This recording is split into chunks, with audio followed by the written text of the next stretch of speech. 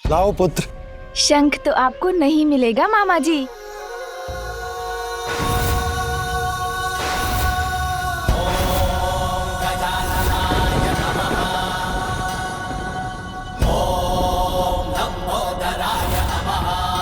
मेरा शंख। शंख तो गया मेरे उदर में।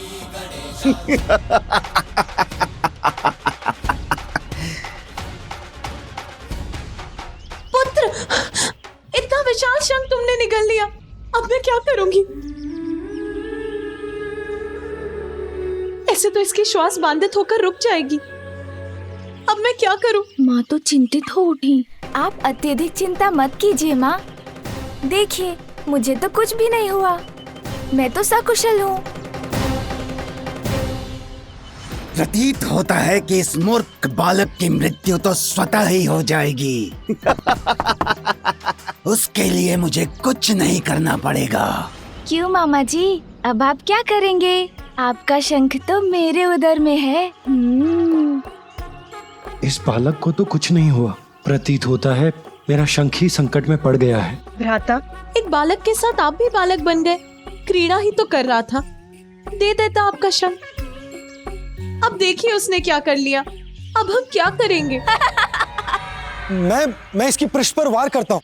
क्या? एक शंख के लिए आप मेरे पुत्र पर प्रहार करेंगे? नहीं नहीं देवी, प्रहार नहीं, मैं वो। माता यदि बालक खास दे तो कदाचित शंख बाहर निकल आएगा। हाँ, ये उचित है। पुत्र, तीर वेग से श्वास बाहर करो। बालक, देखिए ऐसे।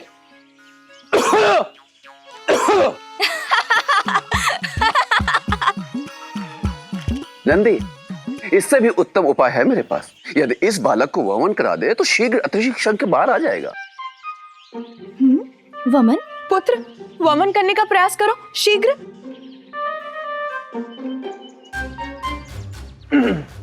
बालक, देखिए इस प्रकार।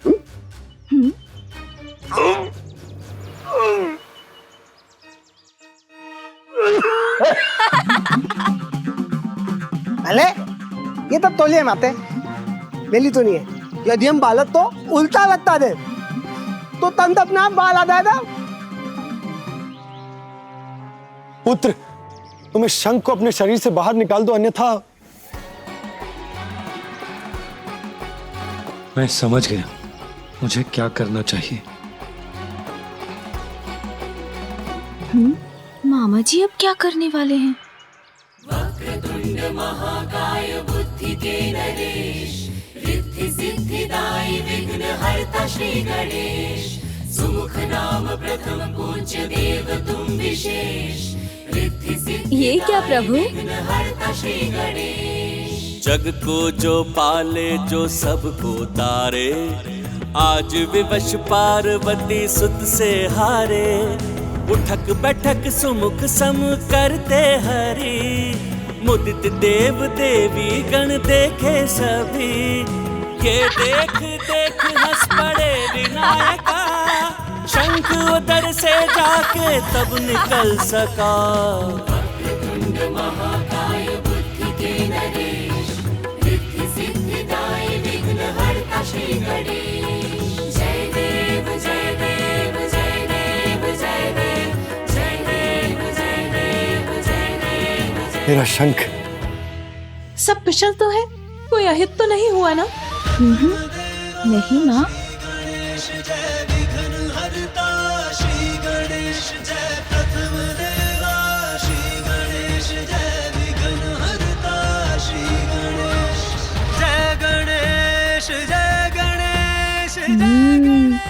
मामा जी ने शंख लेने की युक्ति लगा ही ली।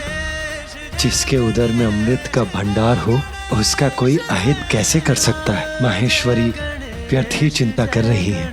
माहेश्वरी के पुत्र की लार तो अमृत है। चलिए, आज इस क्रीड़ा के कारण हम सभी को श्री हरि के उदाहरण से एक बहुमूल्य सीख तो प्राप्त हो गई कि बालकों को कैसे बहलाया जाता है। बस अब तो प्रसन्न हो गए ना आप भ्राता? प्राप्त हो गया ना आपको आपका शंख? नंदी, शीघ्र जाकर मेरे पुत्र के लिए थोड़ा जल लेकर आओ। जी माता।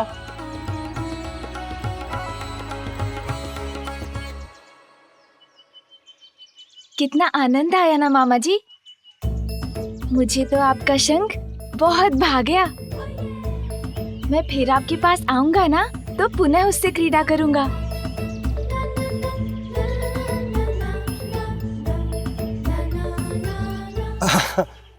अवश्य पुत्र, क्यों नहीं? नहीं नहीं, कोई आवश्यकता नहीं है।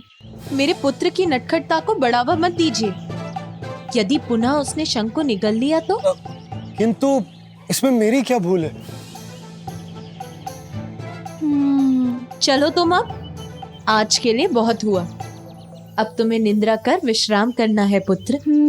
उचित है माँ।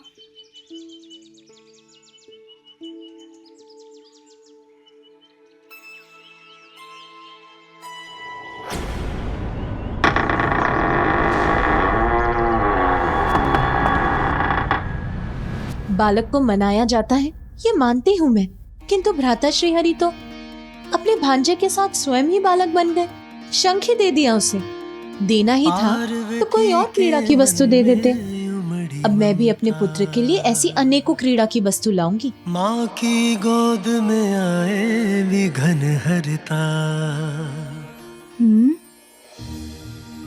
माँ, वो इतने रंग बिरंगे वस्त्र क्यों है यहाँ?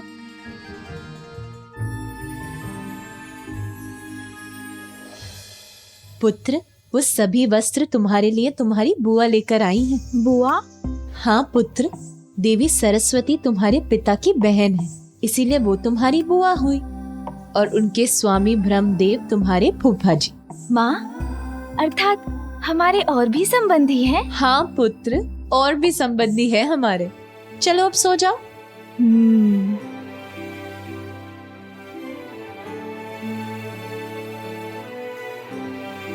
माँ।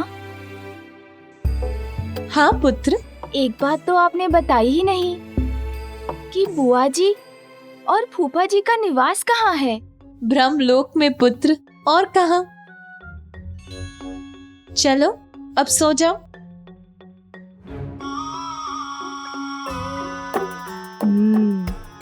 अच्छा, ब्रह्मलोक, वहाँ भी मुझे जाना ही होगा।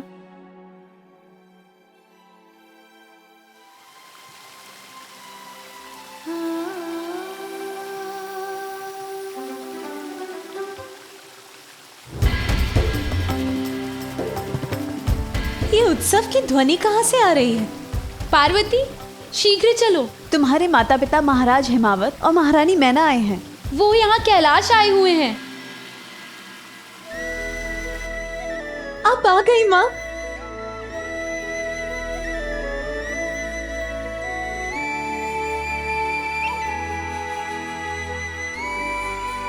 प्रणाम पिताश्री। मैं तो तुम्हें ही देखने आई हूँ पुत्री, और यहाँ आकर सब देख ही लिया। मैं कुछ नहीं बोलूंगी, किंतु दिखाई तो सब दे ही रहा है ना। जमाई जी तो अपने ध्यान में ही लीन रहते हैं, और सांसारिक कार्यों में कहाँ उन्हें आज तक कोई रुचि रही है। और यहाँ का सारा कार्यभार हमारी पुत्री पर ही तो आ पड़ा है। नहीं माँ। हाँ हाँ, समझ गई मैं कुछ नहीं बोलूंगी। नाती के जन्म की सर्वाधिक प्रसन्नता उसकी नानी को ही होती है, फिर मैं और प्रतीक्षा कैसे कर सकती थी। आइए माँ।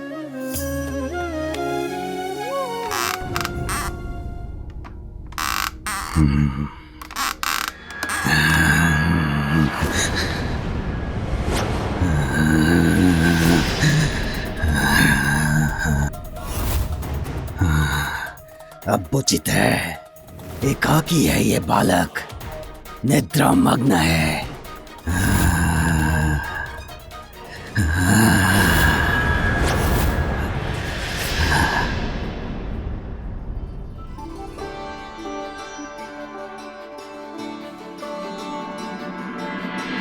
मैं कुछ नहीं बोलूंगी, किंतु पुत्री मुझे ये तो बताओ कि मेरा नाती है कहाँ। उससे भेंट करने के लिए मैं अधीर हो रही हूँ। उसे तो बुलवाओ। हाँ पुत्री, तुम्हारी माँ अपने नाती से भेंट कर उसे भांति भांति प्रकार के उपहार देकर उसे बिगाड़ना चाहती है।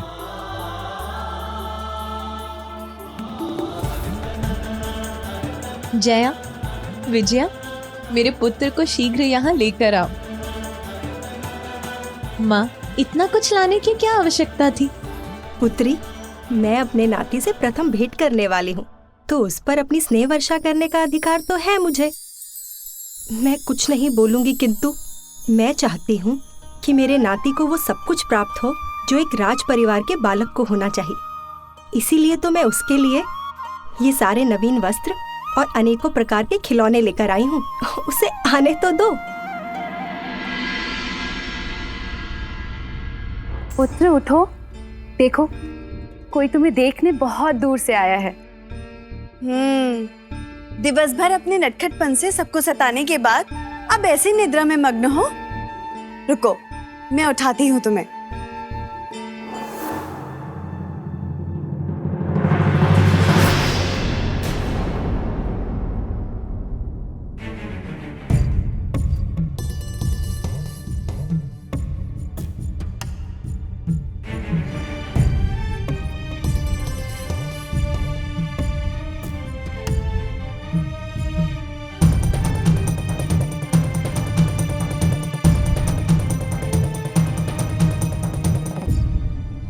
जया, विजया, मेरा पुत्र कहाँ है?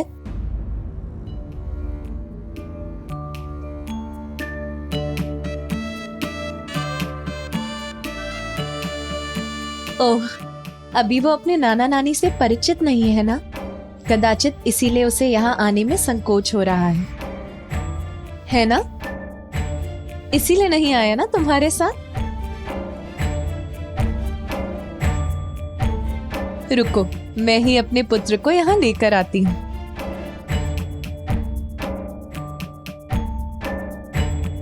किंतु पार्वती,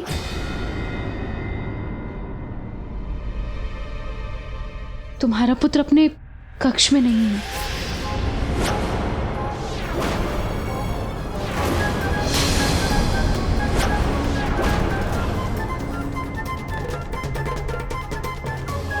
और हमने उसे संपूर्ण भवन में ढूंढ लिया, किंतु वो कहीं भी नहीं है।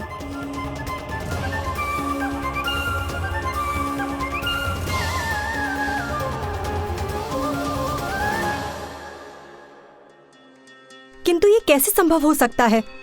वो अपने कक्ष में नहीं है और संपूर्ण भवन में भी नहीं है। इतना छोटा बालक कहाँ जा सकता है फिर?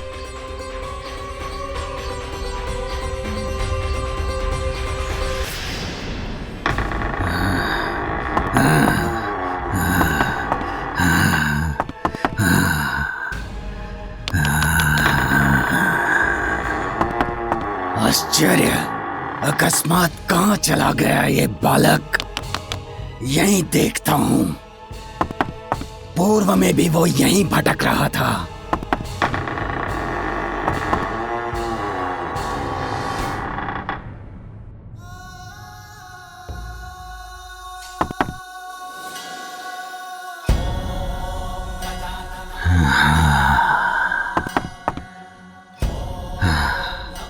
मुझे तुम्हें बाहर लाने की आवश्यकता ही नहीं पड़ी बालक। अरे वाह, ये तो स्वयं मेरे जाल में आ फंसा। टक टका टक टक। तुम तो स्वयं मृत्यु की ओर खींचे चले आए।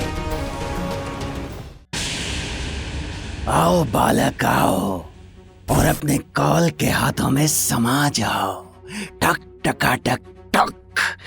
वज्रांतक के ये हाथ आतुर हैं तुम्हें मसल कर तुम्हारे प्राणों को हरने के लिए।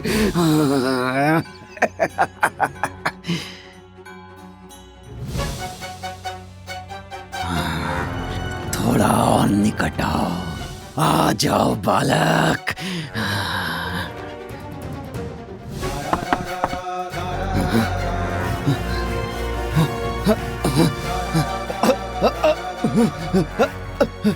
कैसा है ये अंधकार? अंधकार में तो डूबना था इस बालक के जीवन को। उस पर पड़नी थी मृत्यु की भयावह काली छाया, किंतु इस अंधकार ने तो मेरी ही दृष्टि बाधित कर दी।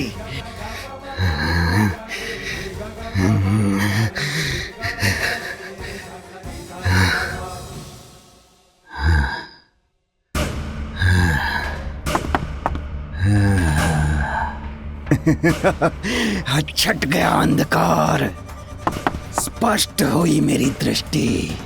टक टका टक टक।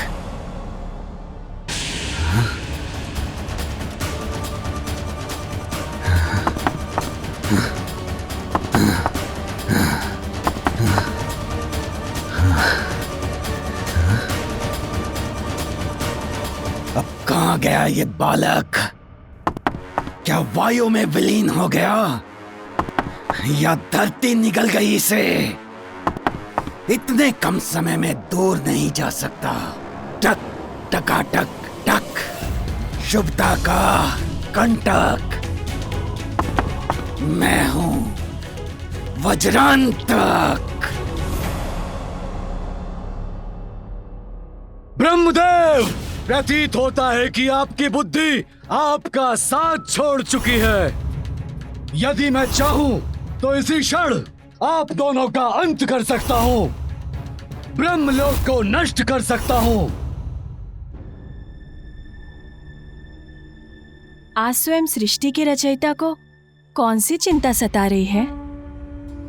आप इतने विचलित क्यों हैं स्वामी? कि ध्यान से ही आपका मन भटक रहा है?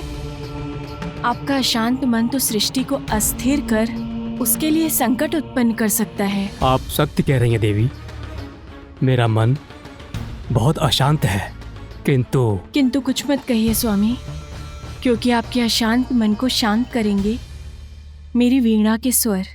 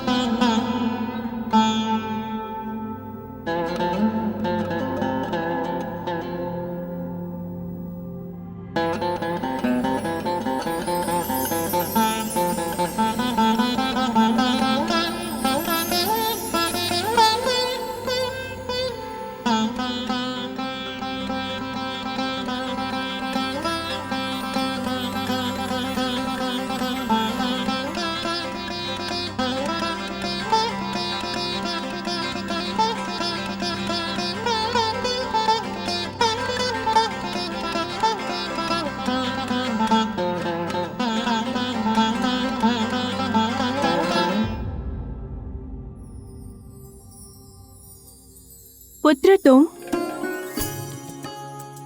देखिए स्वामी, हमसे भेंट करने के लिए कौन आए हैं?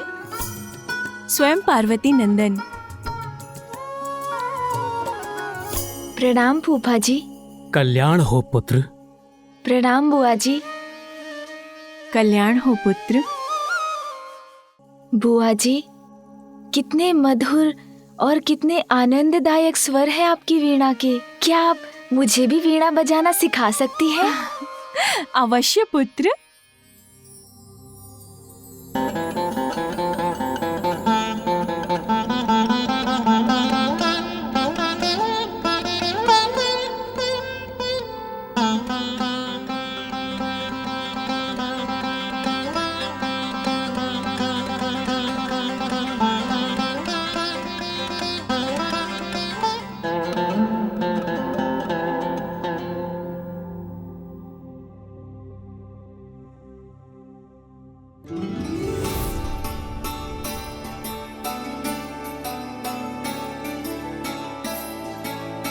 संकोच मत करो पुत्र, जैसा उचित लगता है वैसा स्वर छेड़ो। तुम शीघ्र सीख जाओगे और मुझे पूर्ण विश्वास है कि तुम मुझसे भी उत्तम संगीत की रचना करोगे।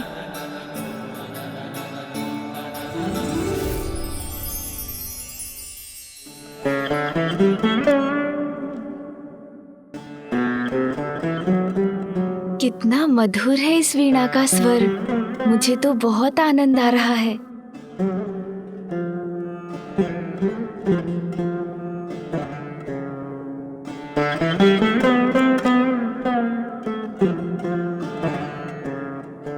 सुंदर, अति सुंदर पुत्र, तुम्हें तो संगीत का वरदान प्राप्त है। बुआ जी, वरदान का तो मुझे ज्ञात नहीं, किंतु मुझे आनंद बहुत आ रहा है। मैं आपकी वीणा के तारों पर और सुर छेड़ सकता हूँ क्या? अवश्य। इतना सुंदर संगीत उत्पन्न कर रहे हो तुम, अभी रुक क्यों गए? इसी प्रकार से बजाते रहो और आनंद आएगा तुम्हें। बजाओ।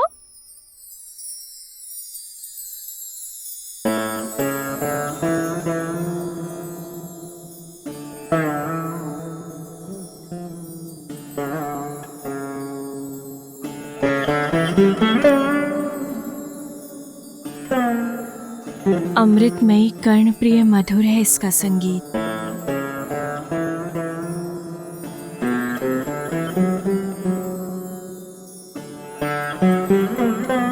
अद्भुत, असाधारण, अवश्य किसी दिव्य शक्ति का प्रतिरूप है ये बालक।